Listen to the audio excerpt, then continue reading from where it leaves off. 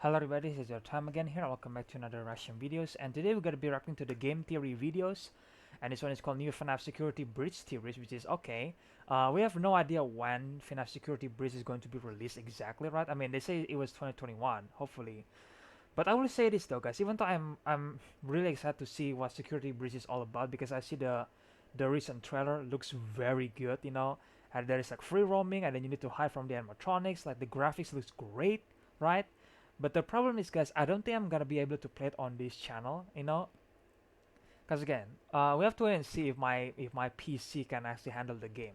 We have to wait and see about that. But I'm just gonna guess it right now. I don't think I can play it. So, so I probably going to just when Security Breach is going to be released, like finally, I probably going to just watch Doko and Marco Par's Let's Play, and then maybe I'm gonna be reacting to more game theory stuff because obviously when the game is released, you know, Matpat is going to obviously he's going to play it and then he's going to make some theories about it. And who knows, I'm kind of curious to see what Security Breach is all about. And, you know, I'm curious to see what the lore is all about, and this is a really just fresh takes on the FNAF game, so really excited about that. But you know what, we're here for the game theory by Matpat, so without further ado, let's get into the theory, shall we? Ladies and gentlemen, today we're kicking off Game Theory's 10th anniversary month. Oh. Yes, I am that old. April 18th will officially mark 10 years since the first episode of Game Theory was uploaded. Oh, For nice. context, my debut was the same year that everyone fell in love with a Pop-Tart cat flying through space, and Rebecca Black's Friday was the most watched video on YouTube. Oh, Yet we really? still call them the good old days. Anyway, to celebrate the channel being older than dirt, all month long we'll be doing special events like remastering an old theory or two, giving you a behind-the-scenes look at what it actually takes to do these things in 2021, and capping it all off with a live stream celebration on April 30th to thank you guys for an unreal Nice. decade of over-analysis. There's also a commemorative 10th anniversary gold foil shirt filled with Easter eggs from the past 10 years of episodes if you want to man. celebrate alongside us. Yeah, That's it's available insane right now below how this long video Game and Theory has only been, until you the end know. of the month. So if you're interested, grab it before it's gone. As for today's episode, well, it wouldn't be an anniversary of this channel without an episode about FNAF. And what better way to cover our longest running series than doing it rewind style? Yeah. Oh, that's hot. Not that Oh, man. rewind. I'm talking about editing it in all the styles that we've had across the 10 years of this channel. So without further ado, Okay. let's talk about new developments in FNAF in game theory styles through the ages. Nice. Oh, all the intro. Da, da, da, da, da, da, da. Da, da, da. Oh, yes, this one. Da, da, da, da, da, da, da, da. Hello, Internet. Welcome to Game Theory, gaming's tangential learning experience. In the past few months, we've gotten a lot of new FNAF content. A gameplay trailer for Security Breach Yeah, dropped, this 2 new gameplay books that I trailer. haven't talked about yet, and there was even a bunch of images from the game revealed as part of a charity stream. And sometimes, dear Webiverse, you have ideas, random thoughts that are floating around your head, but not enough to make a full theory out of. Maybe enough for a game hypothesis, perhaps, but not so much for a fully fledged theory. So today I'm True. gonna nab those little theory nuggets hovering around my head and serve them up on a delicious platter for you to munch on. In true Fazbear Frights fashion, man. I'm gonna present to you 3 mini theories covering the upcoming security breach, the Okay. twists I expect that we'll see in the game, and where the franchise might be headed next. Because I think the information is starting to leak out. With delays in this new game causing it to lag behind, I think other parts of the franchise, especially the books, are starting to surge ahead and might already be giving us clues as to life after the breach. So without any Oh. further ado, hop aboard, Interesting. friendos, because this theory train is about to leave the station. Woo! Woo!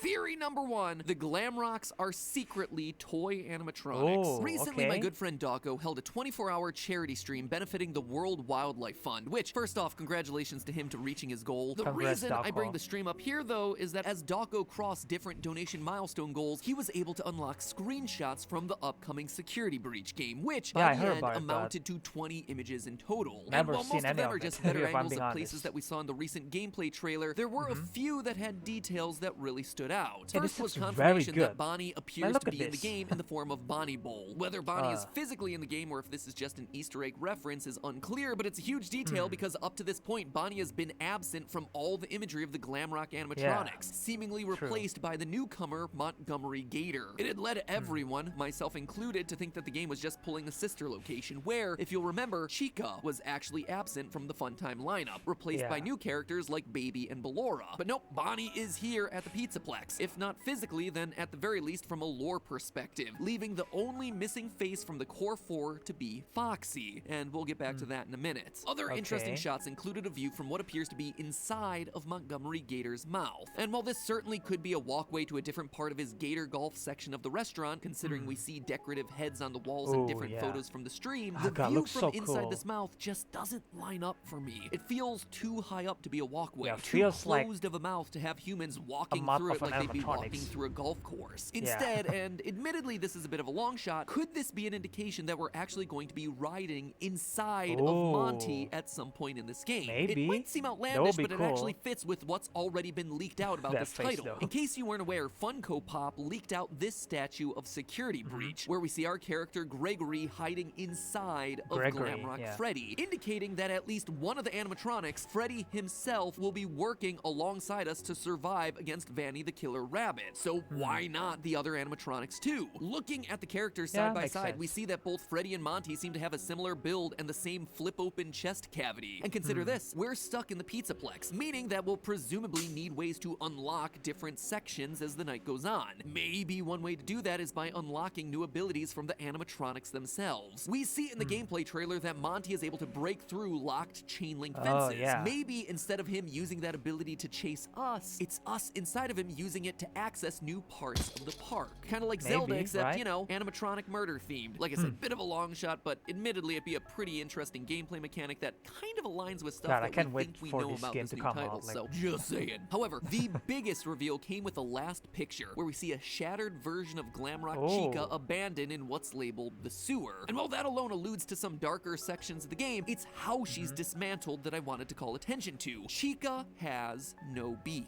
And as anyone who's been on this 6-year ride alongside me might remember, Chica missing her beak in this series is a big deal. Way back in the days of FNAF 4, Scott went out of his way to draw our attention to Toy Chica missing her beak. So, completely out of nowhere, Scott emailed me saying, clue. During the minigames in FNAF 4, why would the tiny toy Chica be missing her beak? Oh my gosh, and even in the asset you see Chica's beak lying on the ground. Wow, so many memories coming back from that one. Oh, that was such a cool stream and such a cool day. Anyway, the missing beak is a reference to two things. In FNAF 4, there's a tiny toy Chica with a beak that's lying on the ground, which itself is a reference to way back in FNAF 2, where the new version of Chica at the time, dubbed Toy Chica, would lose her beak when she went on the attack. So to see Glamrock Chica here missing her beak seems to be Scott and Steel Wool suggesting that she is none other than a reskinned version of the toy animatronic dating back to FNAF 2. And while that might seem like a leap in logic, the closer you look, the more this seems to be the case. Look at the similarities in the face shape, eye size, and hair feathers between Toy Chica and Glamrock Chica. Same round head, same slimmer body shape. Heck, if we're truly getting old school with it, let's count fingers and toes, friends. 4 fingers and 3 toes on Glamrock Chica, just like the 4 fingers and 3 toes on Toy Chica, which, mind you, is not the same as every other iteration of Chica.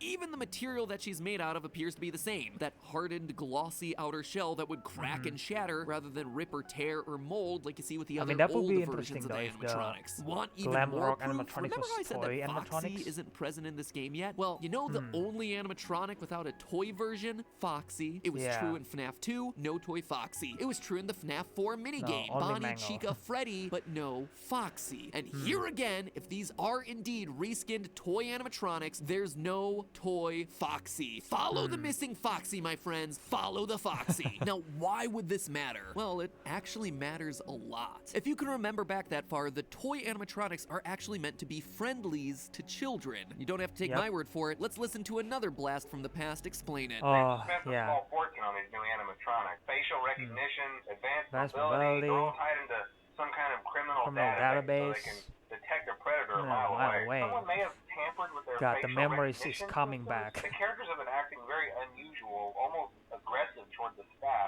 interact with the kids just fine, but when they encounter an adult, I remember when I heard that, they that interact phone with call kids for the first just time. fine. It's The just reason cool. they attack us in the game is that we're an adult, a security guard that looks an awful lot like William Afton. But kids are fine. Again, if Security Breach is all about animatronics helping Gregory against the threat of Vanny, this makes perfect lore sense. Gregory is a kid. True. The toy animatronics are designed to protect kids. The kids, Coincidence? I think Think not. not. Between the visual similarities, the missing Foxy, and the lore connections, I think that this one might just be a slam dunk. But hey, that's just a theory. My first theory of the day. We've still got 2 more to cover. Okay, let's go.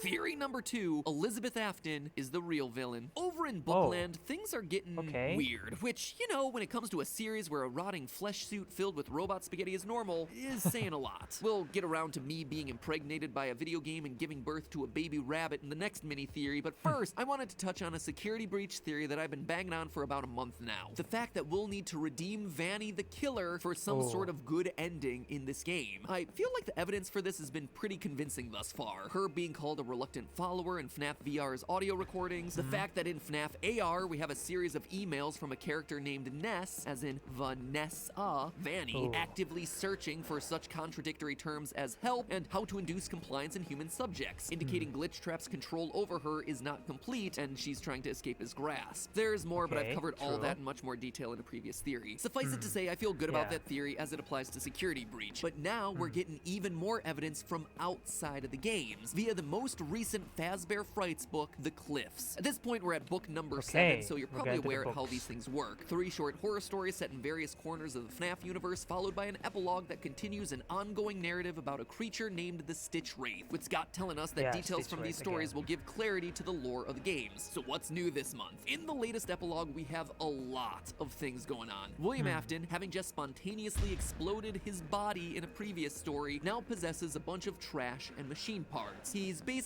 acting like a vacuum, sucking in everything around him to create, no joke, a giant 15-foot tall trash rabbit that the book calls the Afton Amalgamation. And if you think that sounds weird, yes. Now, I am not going to sit here and say that we will at some point in this series be forced to fight a giant trash bunny possessed by a serial killer. No, the reason I bring Trash Afton up is that what he does in the book seems relevant to our ongoing Vanny theory. Quote again, "The problem was that when the trash monster stabbed the detective, it infected him with the spirit of the horrible man who animated it. For sure, Afton's spirit would fill the detective with evil, but what if it did more than that? What if it killed him? Jake had to get the infection out. Afton, at this point in the lore, is just an infection, a virus that needs to be extracted in order to save the host's body, and it can be transferred just by a touch or a small wound. And so yet again, we get even more evidence for innocent people getting Afton infused into their bodies and needing to be cleansed, just like I've been predicting with Vanny this whole time. But there's another reason that I want to talk about this epilogue. Sure, the main action of the story is focused around our heroic detective teaming up with the Stitch Wraith to use the screaming mask of the puppet to destroy the giant Afton trash bunny, which is every bit a fever dream insane as it sounds. But while all of this chaos is going on, there's someone else running around controlling things behind the scenes. Baby. Throughout the battle, we continuously catch short glimpses of a long-necked female animatronic. This, my friends, is Baby. The long neck is actually a callback to book 1 of the series and her story to be beautiful. Anyway, she fuses up with the Afton Amalgamation until they start using the puppet mask against it, at which point she pieces out. And it's only then, after she leaves, that Afton loses. We get confirmation of this in the final sentences of the story. One final quote: "The awful man's spirit wasn't as powerful as it had pretended to be. Afton's spirit was barely hanging on to this reality. Something besides Afton had been controlling the trash rabbit, and whatever it was worse. The real threat here wasn't Afton at all, it was Baby. She's the one at the end of the story who escapes to fight another day. She's the one who leaves the cliffhanger. And that, my friends, is weird. Let me explain myself. I think everyone, Scott included based on his Reddit posts, was surprised when Security Breach didn't come out last year. And just like the Marvel Cinematic Universe, when you have an elaborate connected lore, release dates lining up matters a lot. Except for one problem. When the ship is already sailing and there are so many companies and moving pieces releases and agreements involved, changing launch dates becomes really hard and potentially really expensive. To my knowledge, the book release dates never really shifted despite the game getting delayed. So could this epilogue be a preview of what's coming after Security Breach? Think about it. In the Stitch Wraith story, Afton is doing what we expect him to do in Security Breach. He's acting like a virus infecting someone, in this case Vanny, who then needs to be cleansed. But then Fazbear Frights effectively ends Afton's story. It outright calls him weak. He's defeated by the mask, and it sets up Baby to become the ongoing big bad moving forward. What I'm saying is that what if this book was supposed to come after Security Breach had been released? But now, because of the game's delay, we're getting a preview of what it's setting up moving forward. In the trailer for Security Breach, we get this line. There is more going on here than you realize. Maybe there really are some new tricks up this game's sleeve. But what could Baby be working on moving forward? Well, for that, it's time to talk about theory number 3. Okay, let's go. Oh, Theory man, number this is very 3, interesting. the I like it body so far. snatchers. And now it's time for Matpat's final thought. Or final theory, I suppose. Man, those were really cringy for those first couple episodes. Why did I think that was a good idea? Anyway, I'll keep this one a bit shorter since the episode's getting long, but basically at this point we've got ourselves 21 short stories in Fazbear Frights, and they cover everything from haunted animals to killer dolls to deadly video games. But there's one consistent theme across a shocking number of these stories: body snatching. In book number 1, we have To Be Beautiful, where Baby steals a human girl's body piece by piece so she can take over her identity. In book number 2, we have Lonely Freddy, where a boy is lured to the back of a Freddy Fazbear's pizzeria and mind swapped into a Freddy doll so the animatronic AI can go out into the real world posing as him. In book number 3, we have Room for One More, where mini Renas shove themselves into a security guard's stomach so they can escape out into the surface world, a very direct parallel to the sister location ending. Book number 5 has In the Flesh, where, fine, I'll talk about this one, a male game designer, after a series of events, literally gives birth to a physical form of glitch trap by slicing him out of his own impregnated stomach. And of course, the game designer is named Matt. The guy is also a supreme jerk to everyone else throughout the story, so thanks a lot, Scott. Very subtle. Didn't know you felt that level of hostility toward me. But again, animatronics using humans to escape out into the real world, to become real or outright posing as their identity. And last, but probably most explicitly, is the latest story, He Told Me Everything, in which, and I'm gonna tell you what happens in the story, and you're not gonna believe me, but this is what happens in this story. A cult-like science club experiments using a substance called Fazgoo. The experiment involves the students pulling out one of their own teeth and feeding it to the goo, which then connects a gooey tendril to their finger. We eventually learn that the goo is draining the students' organs and bones in order to grow into a perfect clone of the original host. It is odd, and it really feels like it's pushing the limits of what can and can't exist in the FNAF universe. Now, could all of this just be recycling the same ideas for horror stories in a series that now has an enormous number of installments and is in constant need of new content? Absolutely. But it is the strongest recurring theme in the book series, and one that, when coupled with the Afton infection concept, seems like it could very well be the next logical step for the games. Think of it like prop hunt for FNAF. Who's real and who isn't? You don't know. You gotta figure it out. We've exhausted what one killer can do, so why not an army of killers? Besides, animatronics posing as real people is already something that Sister Location opened the door to, so if you have the ability to infect the masses, that's a new direction to take things, I guess. I'm just saying, we've had bad animatronics, looks like we'll have good animatronics. We've had people stuffed inside animatronics. We've had animatronics stuffed inside people. Now in the books, we're on a regular basis having animatronics turning into people. So why not an army of AIs inhabiting flesh-stolen suits? And if I'm right, and Baby is indeed filling the villain role for the series moving forward, seems like the sort of thing that she'd totally be into. Skin suits helped her escape Sister Location. She is literally able to be a body double for the protagonist Charlie in the original novel series. She's not a killer like her dad, she's a copier, a girl who's upset about dying young and losing her humanity early. So why not try to regain it back while creating an army of body snatchers to come along with ya? But hey, that's just a theory. Three game theories. Oh, 3 game Thanks theories. for watching for 10 years, guys. By the way, theorists, if you're worried about some creepy animatronic possessing you through your screen, then you'll really love our sponsor for today's episode, NordVPN. With Nord, you can rest. Okay, it's just a NordVPN sponsor. Anyway, it was a really good theory by Matpat though. Because again, I agree that this theory is actually makes sense in some way. Maybe they're going to come through when Security Breach finally came out. I don't know when, because even Scott was surprised about that. I mean, I guess part of me just think that, well, if the game wasn't ready, then maybe don't push it out yet, because like pushing a game out, and then suddenly when the game is out, suddenly the game was like glitching the entire time, no pun intended there, you know, like glitching the entire time, like maybe the graphics kind of like inconsistent in some way, maybe the texture is having a problem, maybe the AI is having a problem, like that would be a mess. And I don't exactly know. I don't think we know why Security Breach got delayed, right? I'm just assuming that it's not ready yet, and that's why they got delayed to 2021. And until today, we don't even know when it's going to be released. It's pretty soon, but I don't know when. It's gonna be 2021, hopefully.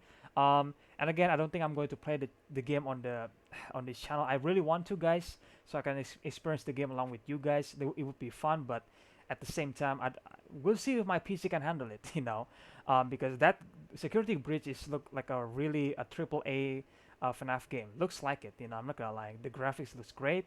The screenshot that the game had, when Doco revealed that, and then Matpat was covering here, looks very great. I really can't wait to see this game finally coming out. Even though I'm probably not going to be able to play it, but we'll see. If I can play, then I will do a let's play, obviously, on this series. But if I can't, then I'm probably just gonna watch Doco and Markiplier's let's play, and then that's it, And I'm probably going to give my thoughts about it way later. We'll see. But anyway, the 3 theories that Matpat talking about, that Elizabeth Afton becoming a future villain, I didn't expect that, to be honest. That Elizabeth is going to become the main villain in the future, and it seems like, yeah, I think Security Breach was supposed to coming out first before the new book, maybe, who knows, right?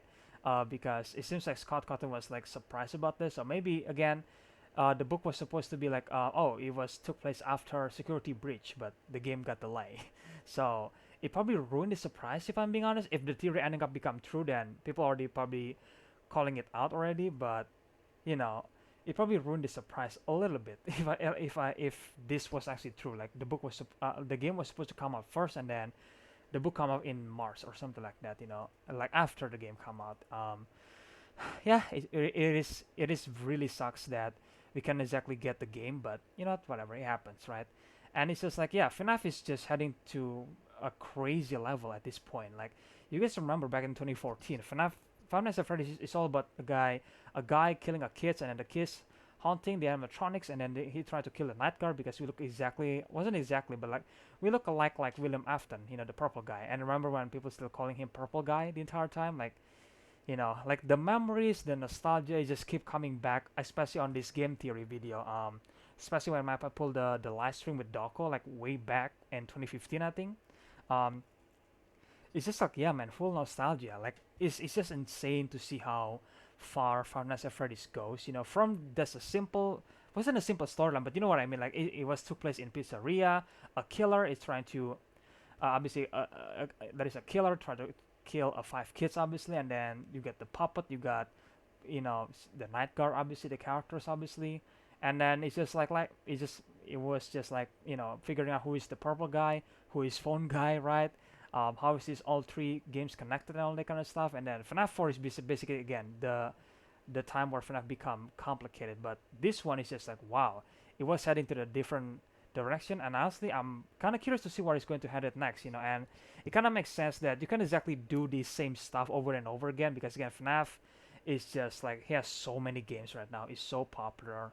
So it makes sense that Scott is trying to do something new with the franchise, and trying to do something completely crazy by introducing a copy of William Afton. Like, William Afton is now an infection that actually spread around people. Like wow, back in the day, you wouldn't guess that the series would head it that way. But then again, it's Five Nights at Freddy's. It's weird and it's fun at the same time. I think we all can agree on that. And it's just like, yeah, it's amazing. It's amazing to see how far the series goes. The nostalgia is just hitting right back in this game theory. It's just like amazing, Again, 10 years anniversary for game theory. Congratulations for that. And it's just like, yeah, hopefully that game theory can become more successful in the future, obviously, and we'll see when Security Breach finally coming out. Is it gonna be 2021 or is gonna be maybe later in 2022? Hopefully not though, because that's gonna take a long fucking time, you know. But yeah, I can't wait for the game to come out, and I think this theory is pretty interesting. I think all of them is actually makes sense in some way. It could happen. It could become true in some way, because it kind of makes sense in terms of the previous lore, and try to connect them obviously to the game, even though the security breach game hasn't even coming out yet. But at the same time, maybe, you know, Matpat theories actually kind of makes sense in some way. So I'm really curious to see if that was the scenario that the game was supposed to come out first before the books, but who knows. And yeah, I think that's my thoughts on the game theory channel. Sorry, the game theories, 3 Matpat theory on the security breach theories. It was just really, you know, again, kind of makes sense. And I hope that security breach finally came out, like seriously, because my god, it got delayed so much, and we have no idea when is the exact release date. It just sucks, you know, because we see amazing stuff about the gameplay, we see amazing stuff about the screenshot. So please release the game, you know, still please, you know. But either way, guys, that was the video, guys. I guess you guys can let me know in the comment section below, what do you guys think about this theory right here? Do you guys agree with these theories that Matpat had? What do you guys think about Elizabeth Afton becoming the main villain in the future, and no longer William Afton? You know, what do you guys think about that? You guys can let me know in the comment section below. And you know, and do you guys excited for FNAF Security Breach? You know, I'm really excited. You know, hopefully we can play it, but we'll see. You know, again, guys, just let me know your thoughts in the comment section below. And if you guys want to watch the original video, then I will leave a link in the description below. As always, make sure to guys check Game Theory's channel. I will leave the channel's link also in the description below. Again, happy 10th anniversary for Game Theory. It's really awesome to see how far the channel goes, and how far Five Nights at Freddy's goes in general. It's just like, wow, dude. Like, what a journey, right? You know.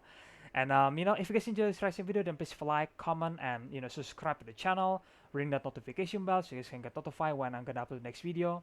And share this video out there, guys. It really helps the channel. And I just want to say thank you for everybody for the support, you know, by just subscribing or watching the videos, liking the videos, maybe, you know. And I just hope that you guys can continue your support in the future, obviously, because I hope that this channel can become big one day, you know, and can become successful, if you know what I mean. You know, and it's not just gonna be a Five Nights at Freddy's content the entire time. It's gonna be something else in the future, but I need your support for that, guys. So please keep continuing your support for the channel. I really appreciate that, guys. And at the end of the day, I really hope you guys enjoy this video, and I will see you guys in the next one then. Bye.